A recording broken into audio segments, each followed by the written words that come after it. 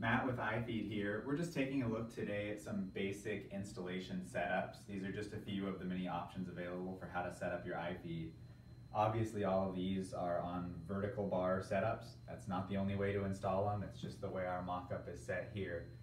3 different setups. The first, and when you can, we always suggest installing your iFEED outside of the stall from your horse so that the only thing in is the feed. So the first option here is with our slant back trough setup. So the hopper sits outside of the stall from your horse, the feed dispenses down and drops into a feed bucket inside the stall.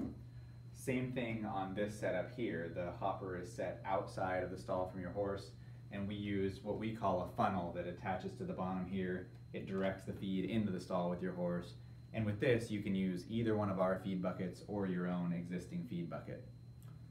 The third option we have displayed here is for when you want to actually set up the entire unit, the hopper and the feed bucket in the stall with your horse. Generally, we only suggest this when you don't have the option of putting it outside, but it certainly works just fine as well. The difference on this setup that you'll see is we have a protective bracket at the top here that makes it so your horse can't play with the lid and try and access the feed in there. And then another stainless steel protective bracket at the bottom to keep the horse from accessing the activator down there. This is shown set up just to have a feed bucket directly below it. Again, it could be either ours or your own.